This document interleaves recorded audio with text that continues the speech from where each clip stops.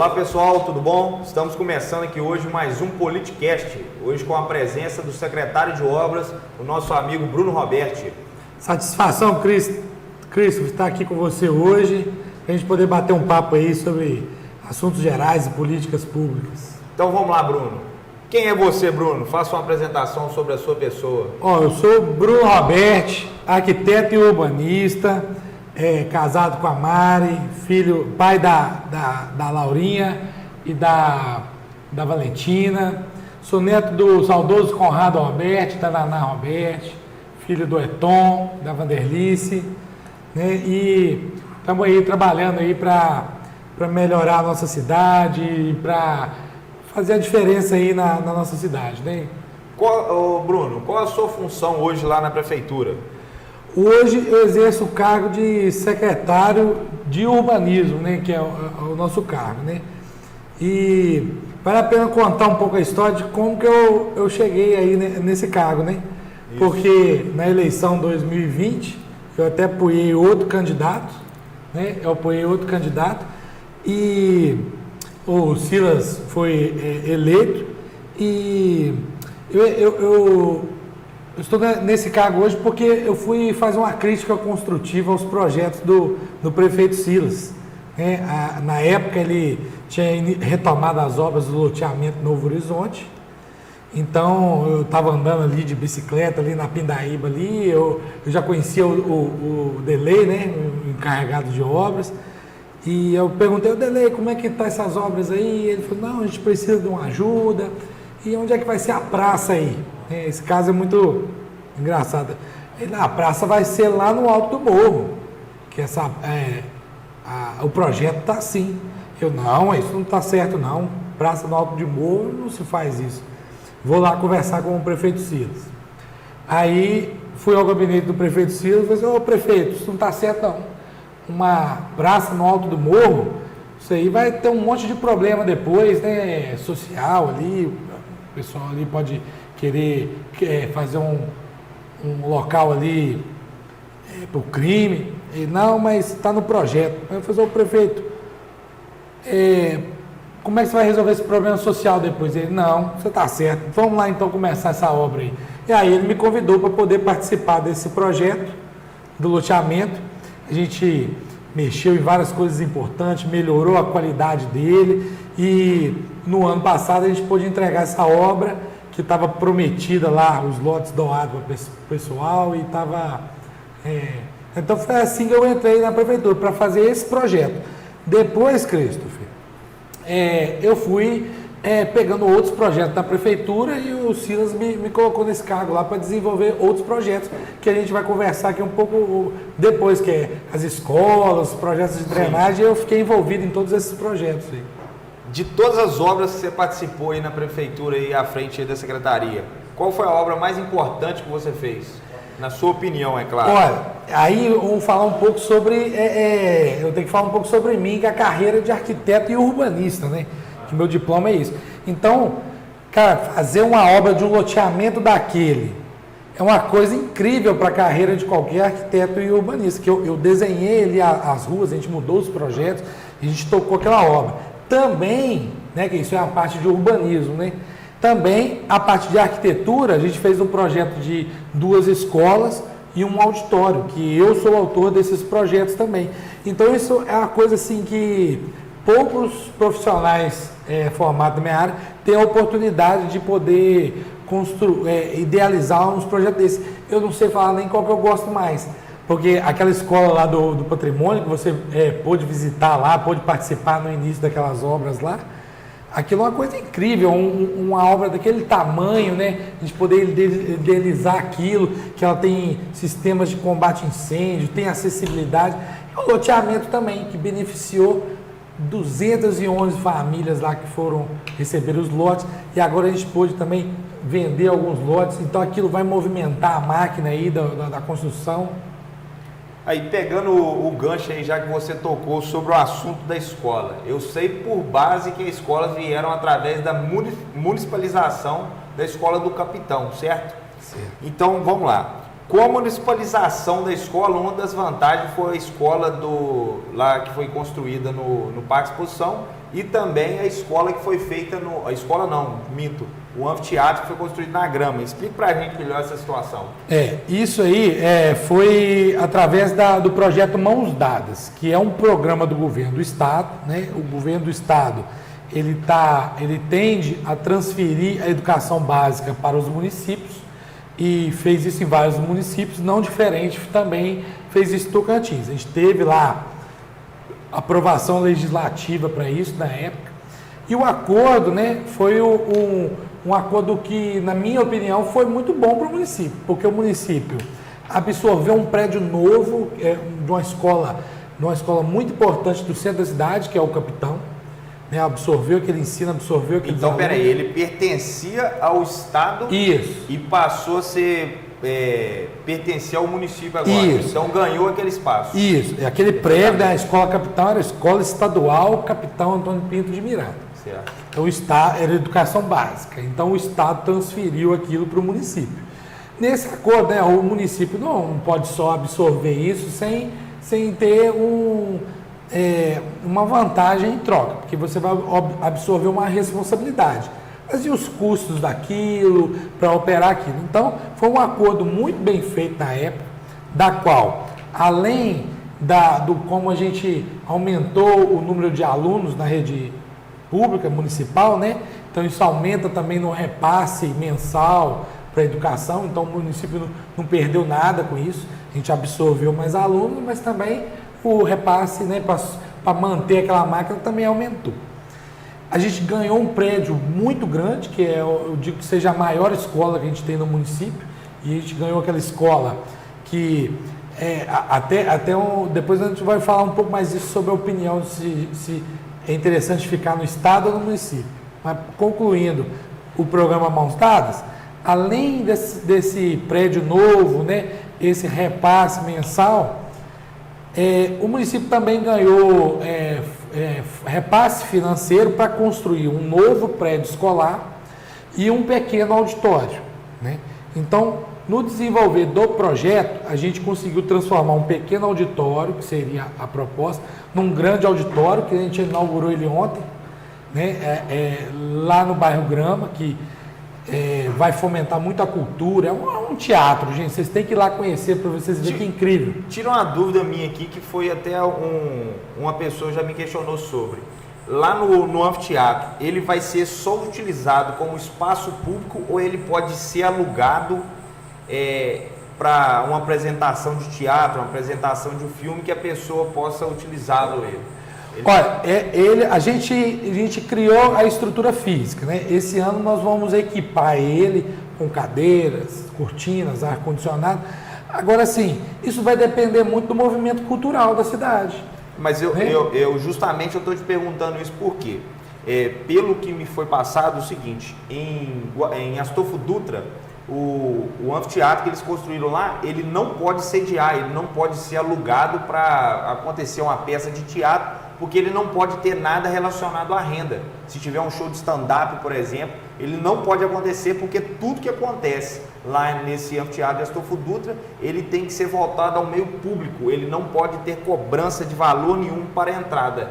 Mas você concorda com isso? Não, de maneira alguma. Eu acho que qualquer tipo de cultura, existe coisas que são gratuitas e coisas que são pagas. Imagina só a gente receber, por exemplo, um show de stand-up de um comediante famoso que a gente adora. Vai cobrar a bilheteria. Agora, imagina, nós temos também um outro espaço público na cidade, de eventos, que é o Parque de Exposição. A gente tem as festas da cidade, que são gratuitas, mas a gente cede ele para eventos privados, não tem? O pessoal usufrui do bar, dependendo do circo, já teve. Então, resumindo então, que possivelmente o espaço pode ser alugado para apresentações. O que eu acho é que a gente está fazendo esse espaço e que ele não pode ser um espaço que fique largado. A população tem que tomar posse daquilo. Então, seja um evento privado, ela vai lá e vai conversar com a prefeitura e vai ver as condições. Eu não sei, porque isso aí a gente não pode, minha opinião, você não pode ter uma regra específica, é caso a caso. vamos supor que a gente traga uma peça de teatro muito importante na cidade. Pode cobrar bilheteria, a prefeitura também, na hora de emprestar o prédio, pode falar assim, ó, a gente está emprestando o prédio, mas a gente deixa uma quantidade de ingressos aqui para a gente poder... Uma cota, Uma cota, Mas isso aí, eu acho que não deve ter uma lei. Eu acho que cada governo, cada administração deve usar o prédio da forma que seja melhor para a população, porque a população... Pegando o gancho, na minha opinião, ele deveria ser, sim, utilizado dessa forma, porque é o seguinte, a partir do momento que você está alugando o espaço público para sediar um evento que seja, passar um filme, uma peça de teatro, um show de stand-up, você vai estar movimentando a questão financeira do município, porque você vai estar gerando emprego, seja para um segurança, seja para a pessoa da bilheteria. Se você for vender algo no local, você vai movimentar o mercado, a cervejaria. Então é uma maneira de utilizar o espaço público para conseguir arrecadar dinheiro também, mas também movimentar o comércio local. O meu... Só para concluir aqui, sem falar que isso pode ainda mais alavancar a cultura na nossa cidade. O que eu acho é só que aquilo não pode ficar parado. A gente tem que botar aquilo para funcionar, sabe? Seja a prefeitura, a gente fala muito em botar atividades culturais lá acontecendo semanalmente. Seja a gente ter ali uma atividade, né? O CRAS hoje ele tem algumas atividades, pode deslocá-las para lá, pode ter outras novas para lá. A gente pode ter parcerias para lá, a gente pode ter tudo lá. Eu acho que não pode a gente ter algum impedimento de usar aquilo. Aquilo tem que ser livre para a população usar e abusar daquilo da melhor forma possível, zelando pelo prédio, claro, e fomentando a cultura, a economia o máximo possível. E o que eu não quero é que aquele prédio fique fechado, porque eu quero que aquele prédio seja usado todo dia por alguém.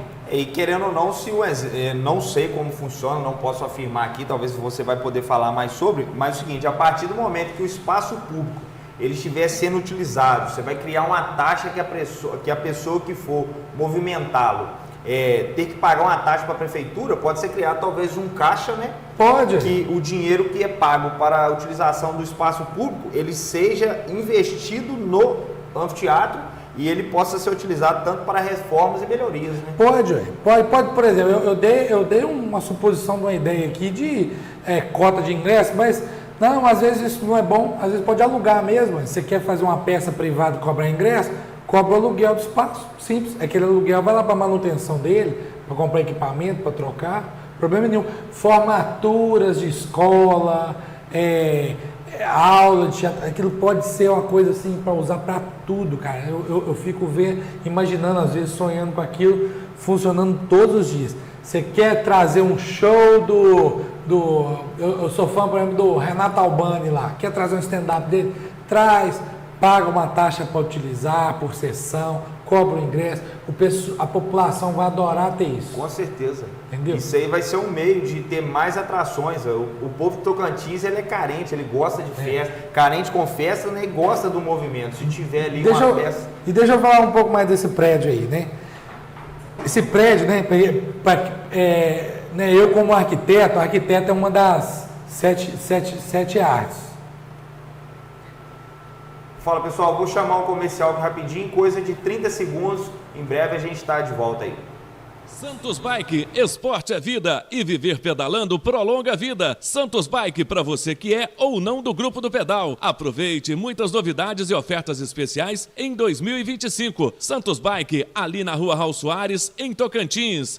Radical Calçados e Esportes, tudo para você esportista, amador ou profissional. E na linha de calçados e esportes, ninguém bate o nosso preço Radical.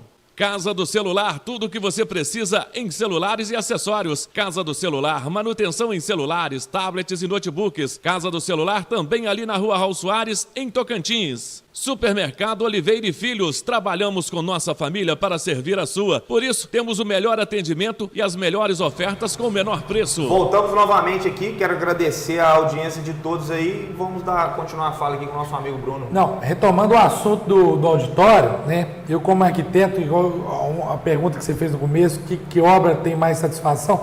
Essa obra eu tenho um grande carinho por ela, tá? Que é uma obra que, né, todo arquiteto tem um sonho de fazer uma obra pública. E a arquitetura é uma das 7 artes, né? É uma das artes mais antigas.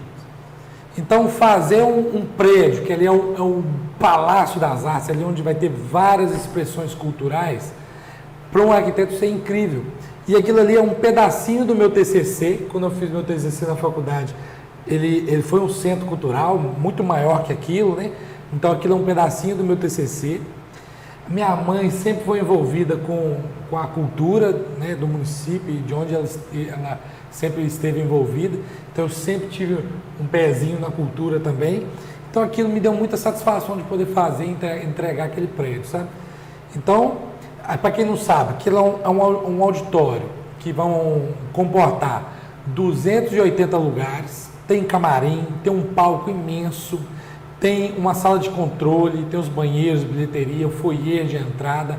A gente tem um segundo andar lá escondido, que a gente está preparando lá no futuro, tentar colocar uma sala de gravação, porque o município tem muitos músicos, né? Inclusive você gosta de dar umas palhinhas também, né? Mas eu só arranho. Tem muitos músicos, então quem sabe a gente não põe um estúdio de gravação lá, para poder gravar alguns discos aí dos músicos. Então, aquilo ali tem que se transformar numa arena de incentivo da arte, né? O Antônio Coutinho, ontem na inauguração, falou uma frase que me marcou muito, que a cultura do município é medida pelo tamanho do nosso teatro. E hoje a gente pode dizer que a nossa cultura é imensa. Tá? Então estamos à frente de várias cidades, né? Muito. Pequenas aqui perto da gente. Então, aproveitando o gancho, já que a gente está falando lá do auditório, vamos falar um pouco sobre o loteamento, Bruno. O loteamento, eu tenho algumas dúvidas aqui e você é a pessoa certa para me responder. Foram quantos lotes ao todo, tantos os lotes que foram doados, quantos lotes que foram vendidos? Qual é esse número? São 491 lotes, certo? A nossa administração não doou nenhum lote, a gente entregou os lotes que foram doados anteriormente, que foram 211 lotes doados. Tá? E recentemente a gente fez um leilão, né, que a gente vendeu os lotes maiores lá para a gente. Inclusive, Cris, para mim esse loteamento foi uma das sacadas administrativas do prefeito Silas mais incríveis que eu já vi, assim. A gente observa outros municípios, aquilo foi incrível. Por quê? Ele conseguiu fazer aquela obra captando recursos de emendas parlamentares, né, e várias emendas, conseguiu concluir aquilo.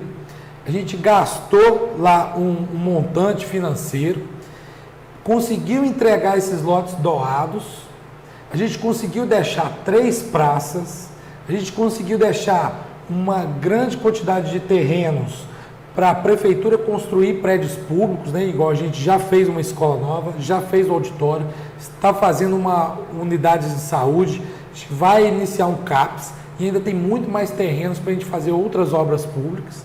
Então ele conseguiu fazer tudo isso com dinheiro de emenda e finalizando com esse leilão, todo esse dinheiro e quase o dobro dele volta para os cofres públicos para ser aplicado em outras coisas. Então a gente pode falar que o prefeito Silas realizou aquela obra, né, hoje, né, que já realizou o leilão, sem gastar um centavo e ainda ganhando dinheiro com aquilo, que aquilo vai voltar para o município em benfeitorias. Olha que incrível a administração, você entregar uma obra daquele tamanho, no final ela sair de graça e ainda ter dinheiro em caixa. Então, para resumir aqui, então quer dizer que o valor que foi investido na obra, ele foi recapitado com a venda dos lotes. E quantos lotes mesmo foram vendidos? Foram vendidos A gente teve aquele primeiro leilão lá da época do Lemão, né? Que foram vendidos 53. Então a gente entregou esses lotes também. Entregou os 211. A gente deixou uma reserva de lotes para o município, tá? Para o município poder trabalhar, construir obras públicas. E a gente vendeu recentemente 154 lotes. Eram 157, a gente vendeu 154, só faltou 3. Certo. Então, esse dinheiro não está todo em caixa da prefeitura, não, tá, gente? Não adianta vocês lavar, o dinheiro da prefeitura está rico. Não, isso foi parcelado em 60 vezes. Então, dinheiro vai entrar devagarzinho, então não adianta vocês ir correndo amanhã lá no prefeito, a prefeitura está rica, não, não está não. Então, porque foi tudo financiado, né? Então a prefeitura facilitou o pagamento para a população, dividiu em 60 vezes, então isso vem pingado para a prefeitura, ajuda muito, né? Então vai aos pouquinhos fazendo as benfeitorias na cidade, aí aumenta, ora pode investir mais em saúde, porque é um dinheiro livre, né? Quer dizer, Cristo, inclusive você agora, vereador, está no Legislativo, é um dinheiro, né? Que como a gente vende um patrimônio, esse dinheiro tem que ser gasto com benfeitorias permanentes. Então, a gente tem lá, vendeu um lote de 50, você não vai lá falando que você pode gastar 50 com exame, que não pode não. Você tem que gastar com benfeitorias permanentes. Isso aí não cabe ao momento. Mas a gente só está tendo uma discussão. Então, vem aqui. Então, a gente falou sobre o anfiteatro, a gente falou sobre o loteamento, certo? Você tem uma média do valor estimado que foi arrecadado com a venda dos lotes ou não? O número exato eu não sei não, porque a gente não somou exatamente, né? Isso cai tudo no sistema da contabilidade, a secretária de Fazenda talvez possa informar melhor. Mas é algo em torno de 30% a mais do que se gastou na obra. 30%, 40% a mais do que se gastou na obra. Então a gente recuperou o dinheiro da obra e entrou uns 30%, 40% a mais no caixa. Então aqui a gente já falou sobre o loteamento e o anfiteatro, vamos pegar o gancho do distrito. Antes de tudo, eu quero fazer uma pergunta que isso aí eu já escutei com o passar do tempo e você vai saber me responder. Desde quando foi idealizado na gestão passada do Silas a construção tanto do loteamento quanto do distrito e aquela parte no final da grama onde foram os primeiros 53 lotes leiloados, né? Ali tinha que seguir uma ordem, né? Tem que concluir primeiro o Novo Horizonte para depois poder fazer investimento no distrito. Isso é correto, essa afirmação? Isso é uma questão de moral e administrativa. Eu nunca conversei sobre isso com o prefeito Silas, não. Mas, no conviver com ele, eu entendo que é o seguinte: a partir do momento que o município se comprometeu, lá em outras administrações, a entregar 211 lotes doados, isso se tornou uma prioridade para o município. Entendeu? Eu não sei, né, isso é uma regra. Não, a gente fazer um exercício de e se, né? Um exercício de uma hipótese passada de que se não tivesse doado, teria feito o distrito primeiro, não sei. Isso a gente está trabalhando com o presente. Aí pegou a administração, tinha lá, o município, né, se comprometeu a doar 211 lotes para a população. Vamos entregar isso aí que o município já se comprometeu. Depois foi concluído. Então agora, concluído aquilo, o novo carro-chefe aí é o Distrito Industrial. Então vamos lá, falando do Distrito Industrial, quais são as metas do Distrito Industrial? Números, o que pode ser feito de lotes, ou não sei se vai ser denominado lote, que talvez por ser uma empresa vai ser um espaço maior, mas tem um número sim estimado de quantos números de empresas que podem ser tragas para o município? Olha, isso aí, a gente tem um projeto, tem a planta, tá? A gente está ali sempre mexendo ali, desenvolvendo a obra, a gente está preparando uma legislação também para como que aquilo vai ser repassado para as empresas, né? E o que eu posso falar, porque eu não posso falar muito do que ainda não está definido, mas o que já está definido é o projeto. Então, o projeto ali a gente tem cerca de 83 lotes, não quer dizer que vai vir 83 empresas, não. Porque, né, a gente estudando o que acontece nos distritos industriais pelo país, muitas vezes uma empresa precisa se expandir. Então, aquilo tem que ser uma ocupação muito inteligente, muito devagar, muito bem pensada. O que eu posso dizer é que é o seguinte: a prioridade é geração de emprego e renda. Então aquilo vai ser feito de uma forma que o empresário que quer gerar emprego e renda para o município e fazer o município crescer, ele vai ser ajudado, vai ser beneficiado. O prefeito Silas está tá bem empenhado em ajudar nisso e em desenvolver, certo? O empresário ali que está achando que vai especular e vai pegar um lote ali para não ajudar o município, esse aí ele vai cair do cavalo, porque não vai ter essa oportunidade. Então, você que é empresário sério, que quer desenvolver o município, que quer gerar emprego e renda, você com certeza vai ter oportunidade de estar no nosso distrito industrial. Sabe o que eu acho interessante? E isso aí eu escutei pessoalmente, até de um ex-prefeito, ele falar que não queria investir ali porque iria atrair muito, a palavra que ele usou, iria atrair muito vagabundo para a cidade.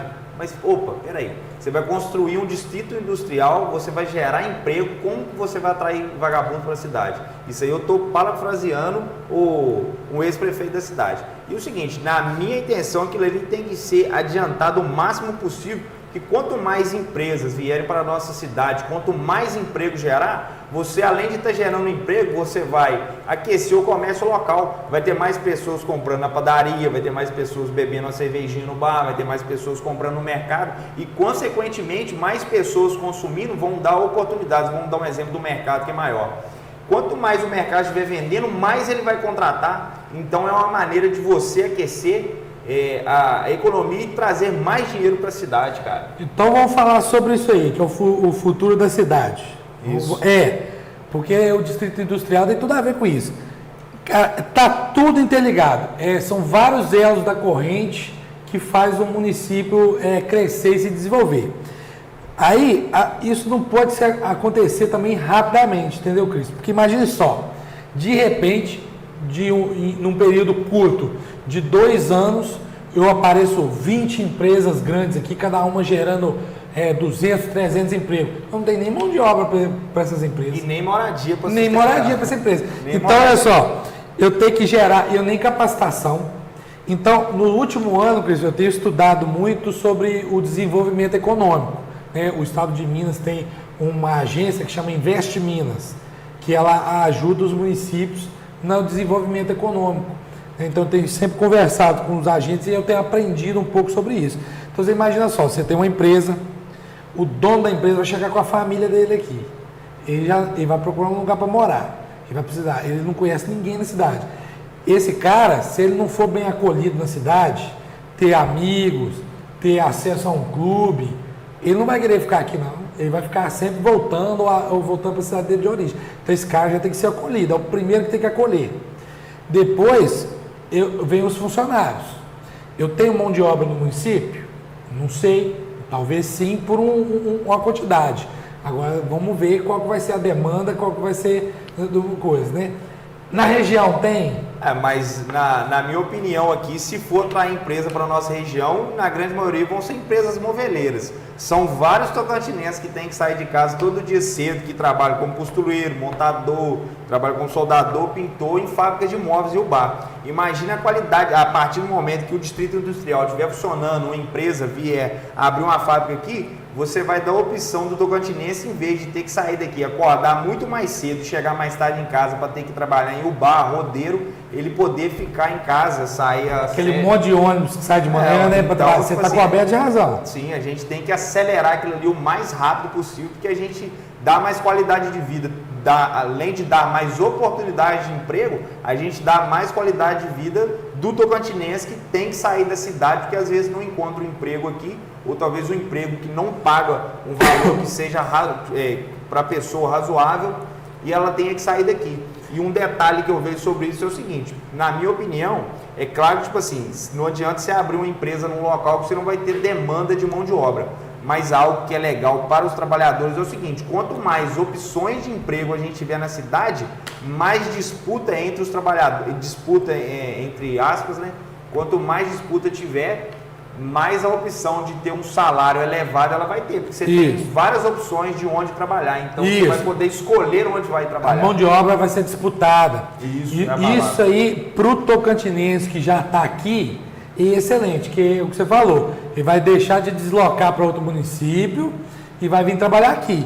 Mas é uma questão de matemática, vai chegar um determinado momento que vai faltar mão de obra. Aí entra o poder público para poder atrair mão de obra no município. A gente vai ter que fazer uma campanha pelo Estado, venha trabalhar em Tocantins. Imagina, Cris, maravilha que isso vai ser, a gente agora tem que fazer campanha, venha morar em Tocantins. Aí vai chegar esse povo aqui para trabalhar aqui, não vai ter onde morar. Aí nós vamos ter que fazer uma campanha, construa em Tocantins, loja de material de construção, pedreiro, e isso vai então, isso vai gerando aquela engrenagem, entendeu? De aluguel, de construção, de casa própria, de moradia, e aí tem que capacitar. Então, eu vou ter que criar curso de capacitação, fazer parceria com o Amagrama ou com algum outro curso para capacitar, e isso vai aquela engrenagem girando. Então, a gente às vezes, a gente é novo e às vezes quer as coisas muito imediato, mas isso tem que ser gradativamente, demanda tempo. Isso é uma transformação que nos cursos que eu fiz de desenvolvimento econômico, eles usam muito o exemplo de Extrema, que é um grande exemplo do Estado, mas Extrema se transformou no que é hoje, depois de 15 anos de desenvolvimento. Não foi de uma hora para outra. Nada acontece do dia para a noite. Vamos chamar aqui mais um comercial, em breve estamos de volta aí. Bar 20V, ao lado do Mercado Oliveira, na Praça do Rosário, em Tocantins. Almoço de segunda a sexta e no sábado, aquela costela com angu. Exacol, 30 anos, contabilidade, seguros e imóveis. A confiança de anos com profissionais mais do que competentes. Exacol, em frente à Prefeitura de Tocantins. Drogaria Cândido, perfumaria e medicamentos em geral. Chamou, a gente entrega. 99900-2306, em frente à Prefeitura de Tocantins. Açougue Esperança, o açougue do Giovanni. Confiança em primeiro lugar. Boi, porco, frango e tudo que você precisa para o seu almoço ou churrasco do ano todo. E dando sequência ao assunto aqui, um momento aí que algo que está acontecendo na cidade que tem muitas pessoas que estão questionando e a gente precisa dar algumas explicações sobre aquele buraco que abriu nas margens da rodovia ali na subida do Morro do Bicho. A primeira pergunta que eu gosto de fazer, o que provavelmente aconteceu ali para abrir aquela cratera? O que provavelmente aconteceu é uma pergunta que ainda não tem resposta. Porque a gente não chegou no fundo do buraco, não. Certo. Juro por Deus. Ele já está em qual profundidade? Então, da pista até ali no fundo tem 7,5 metros. A gente estima que está mais uns 3 metros para baixo ainda. Então, o que a gente conseguiu fazer hoje lá é sangrar aquela água lá, né? A primeira medida tomada foi essa. Foi. Então, o que causou, a gente ainda não sabe. A gente provavelmente um desencaixe da manilha ou a manilha quebrada, mas a gente ainda não chegou para saber se ela quebrou, desencaixou ou assoreou. A gente ainda não sabe o que causou aquilo. Mas, independente, é um problema que está lá, né? E a gente precisa resolver aquilo. Então, aqui, ó, venhamos uma pergunta rápida ali. A responsabilidade daquele problema ali, ele é da prefeitura ou ele é do DR, é da responsabilidade do Estado? Até ontem, Cristian, eu não tinha essa resposta também, porque isso foi um dos questionamentos que a gente fez para o DR, os primeiros questionamentos que a gente fez para o DR, porque como aquele buraco está dentro da faixa de domínio do DR, a gente foi perguntar para o DR de quem era aquela responsabilidade, se era nossa ou se era deles. Então, a gente começou a discutir sobre de quem era aquela responsabilidade, né? E conversando com o DR Gilbar ali, a gente chegou à conclusão que também não importa de quem é a responsabilidade, a gente tem que unir forças para resolver aquilo ali, né? Então, e uma coisa que eu aprendi com o prefeito Silas, que ele gosta de dar soluções definitivas. Ele não gosta de resolver um problema para aquilo acontecer de novo daqui a uns anos. Ele não gosta de empurrar o problema para frente, porque seria muito fácil a gente cavucar ali, emendar ali, aterrar e pronto. Daqui a uns anos volta a acontecer, né? Mas infelizmente ali nesse período de chuva que a gente está passando, isso vai dar um certo atraso, né, nas obras. Então tem isso também. Então a primeira coisa que a gente cobrou do DR, sinalização da via, né? A gente teve até um atrito com o DR por causa disso. Poxa, a gente quer que você sinalize a via, aquilo está perigoso, a gente não está nem dormindo com aquilo, né? Aquilo aconteceu, aquilo já vem ali, o buraco surgiu ali há mais tempo, mas ficou agravante ali naquela grande tempestade do dia 17 de dezembro, né, que teve um vendaval que destelhou o telhado, voou na rede elétrica gente ficou quase 24 horas sem energia aqui na cidade. Aí foi naquele dia que teve um alagamento do lado de lá e a gente tomou a decisão de abrir o buraco para ver o que estava acontecendo, mesmo sem ainda ter... Mas aí, no caso, não imaginava a profundidade que estava, né? Não, a gente não sabia a profundidade que estava, a gente olhava assim e sabia mais ou menos. Aquela obra ali, ela data de quando? De quando foi feita? Você tem essa noção? Cara, a manilha do DR a gente não tem data, a gente estima que é quando foi feita a rodovia, o asfalto. Isso é década de 70, 60 para lá. Então nada, no mínimo 50 anos que já tem ali. Algum tempo, a gente nem o diretor do DR que está atualmente não sabe dizer de quando é. Então é bem antigo. Mas aquilo depois que aquela água atravessa, ela é jogada na rede municipal. Então por isso que tem que ter essa colaboração entre os dois órgãos, né? Então primeiro teve aquela questão de quem é a responsabilidade, está na faixa de domínio dele, posso mexer, não posso? A gente doido para mexer, mas o DR não dava aquele respaldo para saber se tinha como que poderia resolver, se podia, né? Resolver não. Então naquele dia 17, a gente mesmo, sem o respaldo DR, o prefeito tomou decisão, vamos abrir isso aqui, porque eu preciso sangrar aquela água do lado de lá. E a gente foi atrás do diretor, ele chegou nesse mesmo dia, no dia 18 ele esteve lá, então a gente começou a cavucar ali e abrir, foi abrindo, e a gente foi afundando e aquilo foi ficando cada vez mais fundo, e para a escavadeira trabalhar, aquilo foi abrindo cada vez maior e tal que a gente encontra lá hoje. A gente conseguiu sangrar a água, né? Um paliativo. Fizemos um paliativo. Resolvemos parar por conta dessas incessantes chuvas. O terreno está molhado, está perigoso. A gente não vai ser irresponsável de colocar um funcionário lá naquele buraco com perigo de ser soterrado. Então, enquanto essa chuva não cessar, aquilo ali, a gente não vai colocar ninguém em risco ali. Então, a população compreende. Então, numa última conversa com o DR se comprometeu nesses dias a sinalizar aquilo mais adequadamente. Enquanto isso, nós estamos desenvolvendo um projeto definitivo, tentando pensar um outro caminho para aquela água, que vai ser um projeto colaborativo com o DR. Nós vamos trabalhar junto nisso aí. Tá? Vai ser dividido a despesa também? Isso aí é para um outro momento. Por enquanto estamos indo em fase de projeto e depois vai chegar nessa etapa de conversa. Como é um projeto muito perigoso, isso não pode ser uma decisão tomada rápida, imediatamente. Aquilo tem que ser pensado 1, 2, 3 vezes antes de fazer.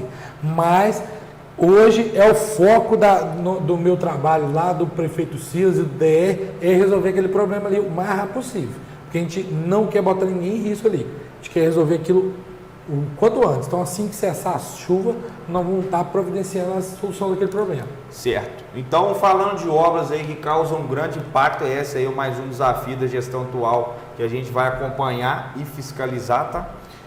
No caso da minha pessoa, vamos falar um pouco sobre a obra da avenida, que foi algo aí que muitas pessoas nem acreditavam que um dia poderia acontecer. Fato é que demanda coragem, né, para fazer uma obra daquela, você rasgar a avenida principal da cidade e também pela distância. E eu tenho algumas perguntas para te fazer, Bruno.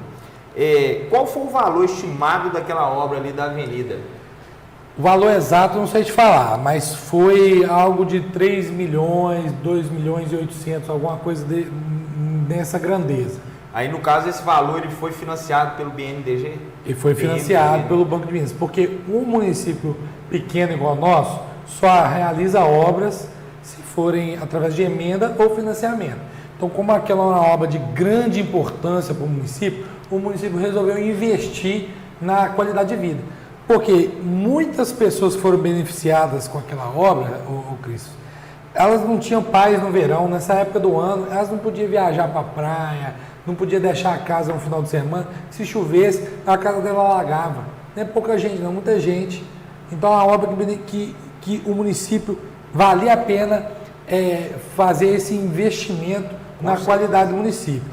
Mas é uma obra que precisava de muita coragem, porque rasgar o centro da cidade daquele jeito ali, tem que ter peito para fazer, hein? E qual foi a distância ali que foi captada a água, desde a ponte da avenida até lá em cima? Quantos metros ou quilômetros aí de tubo? Cerca de 1,5 km aproximadamente, tá? começando ali pela ponte da avenida, entrando ali pelo meio do quarteirão ali no Jorge da Máquina, saindo ali no Lelego, depois passando pela rua de trás da Câmara e chegando até lá depois da Secretaria de Educação ali. Depois a gente captou ela ali naquela rua de baixo do Imperial, que sempre dava alagamento ali. Certo. A gente captou ela e jogou ela na rede. Então hoje nós temos um sistema que é muito eficiente, né? Já temos vários vídeos divulgados aí sobre isso, mostrando a eficiência. E a gente agora pode captar outras águas da cidade, igual a gente tem um problema ali na grota, que então a gente consegue captar essa água da grota e jogar nesse sistema. Ali, na encruzilhada, no Sabiá ali, na Rua do Posto, ali no famoso Dondô, né, para quem mora aqui em Tocantins, ali até então está tendo um certo acúmulo de água. Fato é que já aconteceu. Só que ele está escoando num espaço de tempo muito mais curto, porque foi feito. Essa obra, ela vai chegar até lá? Ou ela já chega. Até o final lá? Ela já chega, só que ela não vai pela rua principal por uma questão de nível. Ela vai pela rua de baixo, ali atrás do posto. Ali do Sodondô, a rede vai até ali na parte de trás ali, atrás da borracharia ali, né, do posto. Sabiá, do Caudicana do Irmão. Isso. Aquela rede pega da esquina do Sodondô, passa ali por trás e agora a gente já conectou ela na rede nova. Então, muita gente perguntou isso na época, ela vai pegar a tela na Imperial. Ela já pega, só que ela passa por um traçado que é menos profundo, né? Ela passa ali por trás. Então já liga. Então ali no Sododô tem aquele acúmulo. Primeiro porque chuva excessiva, uma coisa que a gente teve aí agora em dezembro fora do normal, uma coisa muito grande. E segundo que ali é uma região ainda que tem muito pasto, muito terreno baldio, então vem uma água muito suja, aquilo acumula algum resíduo na manilha, então tem aquele acúmulo. Mas todas essas grandes chuvas que vieram agora em dezembro, nós estávamos trabalhando, a gente saiu, o prefeito me pegava, vamos no carro, vamos ver, não vamos sair na chuva. O prefeito saía na chuva para ver como que o sistema estava funcionando. E lá, acabava a chuva, coisa de 5 minutos esvaziava. Certo.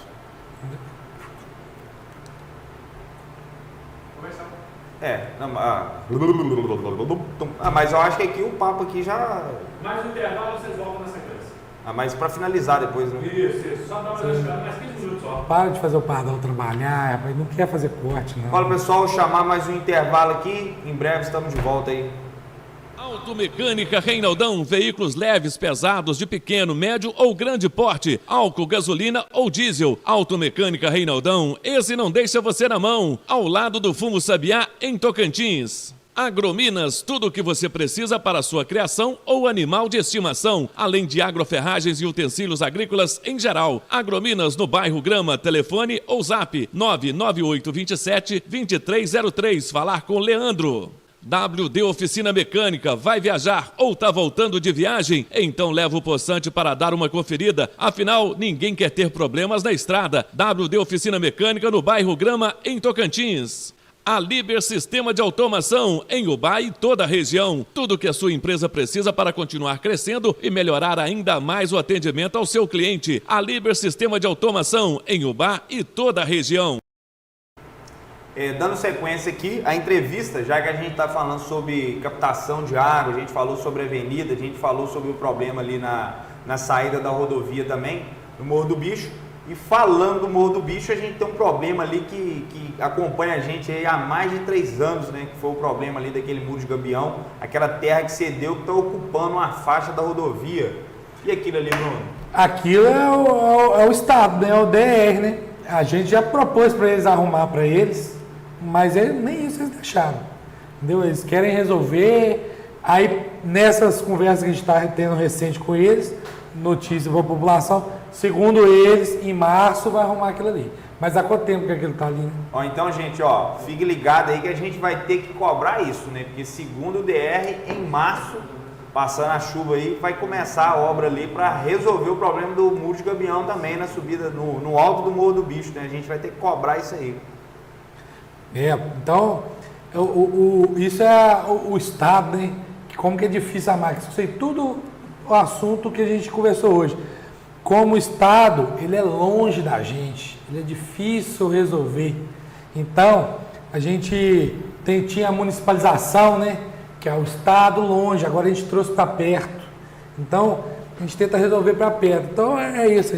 O Brasil é assim, né, Cris? A gente paga imposto aqui, vai lá para Brasília e custa voltar, né? Se a gente pudesse pagar só imposto aqui, ia ser bem melhor. Quem dera, o dinheiro ficava em casa. Algo que eu tenho, tipo assim, falar, que a experiência que eu tive trabalhando na prefeitura foi perceber o quão burocrático é para você realizar qualquer coisa. Tanto para uma prefeitura, que já é difícil, para o Estado é pior ainda, porque Minas Gerais tem o quê? 853 municípios. Então, Minas Gerais tem 853 municípios. Imagina você dar conta de tudo isso, de toda a malha viária. Então, tipo assim, não é... Mas a burocracia que tem para fazer uma obra pública é gigantesca, né, É gigantesco. É mais de 9 mil vereadores, mais de 9 mil Cristos lá em BH. Lá. Eles iam passar mal. Ia passar mal. Então, é muito burocrático mesmo. Tem hora que eu compreendo porque que é burocrático, sabe? Porque o dinheiro é público, gente. Então, aquilo tem que ter muita responsabilidade em trabalhar com aquilo. E todo mundo tem direito de participar daquilo. Então, quando você... Eu não posso escolher o meu fornecedor, por exemplo. Certo. Eu tenho que abrir uma licitação e várias pessoas ter que ter, várias empresas, fornecedores têm que ter a mesma oportunidade de fornecer para a prefeitura. E aí, às vezes tem um fornecedor que é de longe, às vezes o cimento é de um fornecedor, a cal é de outro, e eu quero fazer uma obra, eu tenho que pedir o cimento de um, a cal de outro, e às vezes eu tenho cimento na obra, a cal não tem. Né? Ó, então, eu pessoalmente eu já fui um cara muito mais crítico e eu fazia algumas críticas, alguns questionamentos, não que eu estava errado, mas eu não tinha conhecimento de como funcionava a máquina pública. A partir do momento que eu tive a oportunidade de trabalhar dentro da prefeitura e lá eu fazia serviço de pedreiro, de bombeiro, é o que eu faço como serviços gerais. Um exemplo foi a questão de parte elétrica. Os fios, a empresa que na época eu estava trabalhando, que ganhou a licitação para entregar um material elétrico para Tocantins, era uma empresa de Goiás, cara. Como assim uma empresa de Goiás? Olha a distância que está Goiás da gente. Se faltar um cabo, um rolo de cabo, fio 2,5, algo assim, você vai recorrer aonde? Você vai ter que sentar e esperar chegar, porque está vindo lá de Goiás. Você vai depender de transportadora, e esse é um dos exemplos. E detalhe, infelizmente, atrelado à licitação vai estar o quê? O menor preço. E com o menor preço, sempre tem o que junto? Baixa qualidade. Infelizmente, tanto município, estado, federação, se ela tiver forçada a fazer uma licitação, na grande maioria das vezes, o menor preço vai ter um produto de péssima qualidade. Eu mesmo, às vezes, fazendo um serviço ali na prefeitura, supondo, uma descarga que fosse, um rabicho que seja, às vezes eu colocava tinha que trocar 2, 3 vezes porque ele vinha de péssima qualidade. E você vai fazer o quê? Você vai reclamar com quem? Não tem como você fazer nada, porque o material licitado é do menor preço, então a empresa, às vezes, vai entregar a pior qualidade que tem. E isso é marreta que quebra numa pancada, né? Nossa Senhora. Já peguei uma dessa lá. Marreta que quebra numa pancada. Mas aí, Cris, o sistema funciona dessa forma. Existem fabricantes de produto que fabricam o produto para você vender para licitação porque ele é de baixa qualidade. Eu já soube disso. Fio desbitolado, já ouviu falar nisso? Você pede um fio lá 10 milímetros. Você bota o parquímetro nele para você ver desbitolado. Só que vem lá no fabricante, escrito lá 10 milímetros. Mas você bota a bitola, deve desbitolar. Nacional tem lá, NBR, tem tudo. Pra você ver, o Brasil é cheio dessas coisas. Só que aí acontece. Uma coisa que eu aprendi. Você aprendeu isso aí, você é um cara que amadureceu demais a conta lá na prefeitura. No geral, a experiência. A gente vai envelhecendo. Você estava de fora, você achava que era muito fácil, né? É verdade. Eu também. Eu aprendi muito. Hoje, eu tenho convicção de que as administrações públicas não aceitam amadorismo mais. A gente tem que se especializar naquilo. A gente tem que evoluir naquilo. Porque Depois de sofrer, hoje eu sei soluções para evitar isso aqui. Só que não é só eu, não. A minha equipe inteira tem que estar com expertise daquilo, de verificar o produto, de cobrar, de especificar, se o fornecedor fez aquela sacanagem com a gente, porque às vezes o fornecedor faz uma sacanagem com a gente vai lá e punir o fornecedor para ele não fazer isso mais. Isso demanda. Então eu tenho muito medo hoje, no futuro, as futuras administrações elegerem pessoas amadoras, pessoas aventureiras, que entram ali sem saber nada, sem ter um mínimo de instrução. Eu ouvi você já falar um pouco disso, até no primeiro podcast com o Pardal, sobre ter prova, alguma coisa, porque a gente tem que se tornar especialista nisso aí. Porque, então, hoje, assim, depois de quebra-cabeça, eu tenho certeza que o nosso segundo mandato vai ser muito melhor que o primeiro. Então, eu sei que o que vai acontecer em Tocantins num futuro aí, vai chegar a determinado futuro, a população vai estar cansada. Cansei dessa administração. Por qualquer motivo, às vezes pessoal ou banal. Só cansei, quero mudar. Pessoas, verdadeira mudança que não muda nada. Mas se você procurar pessoas que estão ali treinando, aprendendo sobre aquele, se especializando naquilo ali cada vez mais, eu tenho certeza, gente moderna, gente nova, aquilo ali no futuro você vai ter gente profissional. Você vai chegar a determinado momento que você vai ter um prefeito que ele vai ser profissional naquilo ali, ele vai tratar aquilo igual uma empresa privada. O nosso prefeito tem o 4º mandato, ele tem muita experiência já. Então ele tem até uma frase que eu já ouvi dele várias vezes, que eu tenho experiência. Ele administra a Tocantins como uma empresa privada, onde o lucro é o bem-estar da população. E é mesmo, ele tem que ter ali zelo pelo dinheiro público, de cuidar daquilo. E a gente tem esses contratempos, essas coisas que acontecem, que a gente vai aprendendo a lidar, e a gente tem que ir melhorando, aperfeiçoando. Eu fico muito pesado que um belo dia a nossa equipe vai sair, inevitavelmente, né? Mesmo o prefeito fazendo sucessor, um dia ela vai sair. E aí toda essa expertise, esse know-how que foi aprendido, vai começar do zero, aprender tudo de novo. Né? Então, se os prefeitos pudessem dar continuidade, manter algumas pessoas chaves ali, né, para aquilo perpetuar, manter programas, ia ser ótimo. A gente parar com essas birrinhas, né? Elegeu, agora vamos dar continuidade. Né? Mas na política, infelizmente, isso nunca vai acontecer. Concordo com você em partes, mas eu acho que, tipo assim, também tem que haver, às vezes, uma mudança que a pessoa que fica durante muito tempo fazendo aquela mesma função, ela pode chegar, tipo assim, a uma zona de conforto, porque ela já está ali. Você dando a oportunidade a uma pessoa nova chegar, ela vai estar com gás, com vontade. Às vezes ela pode também se dedicar, correr atrás e buscar conhecimento. Exatamente. Isso tudo depende do voto.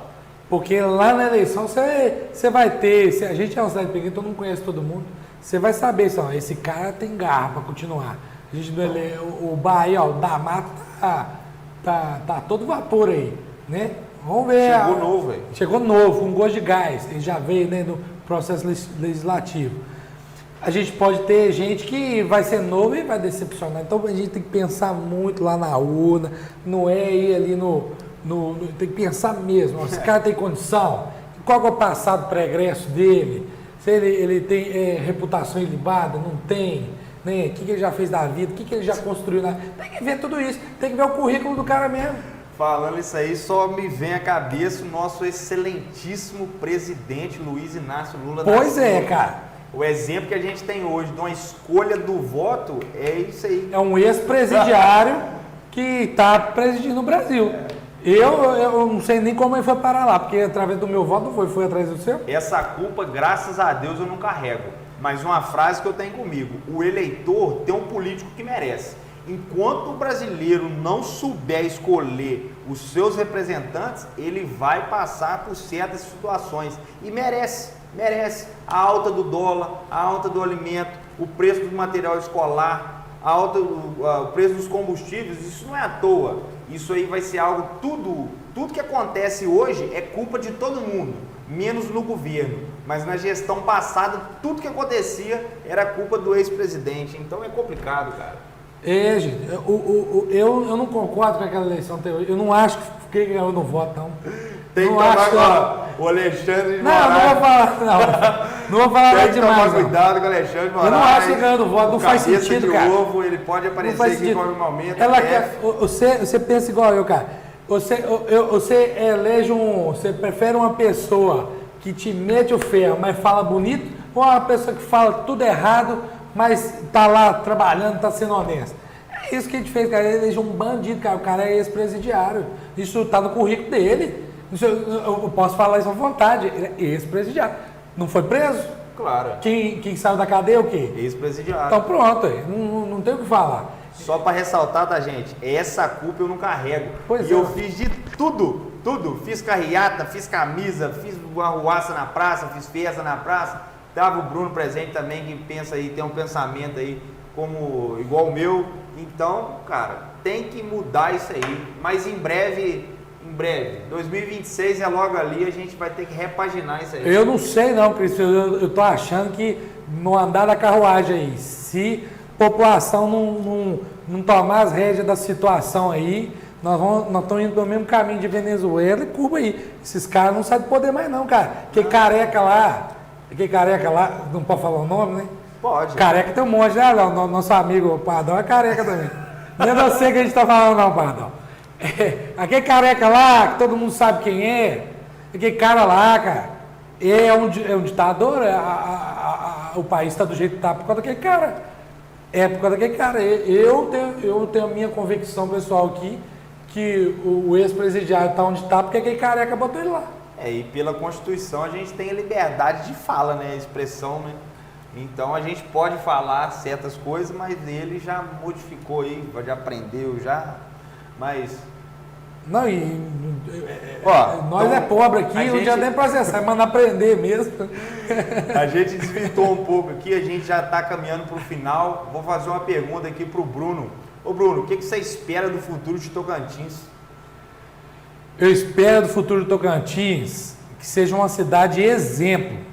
E eu tenho convicção, Cris, depois desses 4 anos trabalhando em prefeitura, que a população é a peça mais importante para o desenvolvimento do município. Não é a prefeitura, não. A prefeitura ali é uma prestadora de serviço, onde a gente paga os nossos impostos e ela presta serviço para a gente. O que faz a nossa sociedade, que a gente vive em comunidade, vive em sociedade, somos nós, cidadãos. Então, e nós mesmos, a gente nos sabotamos e a gente nem percebe isso, Cristo. Vou te dar alguns exemplos. Cara, você, quando vai lá e está construindo uma obra, você está gastando lá, fazendo sua área gourmet, fazendo sua varanda, você vai lá, bota o entulho para a rua e liga para a prefeitura recolher, cara.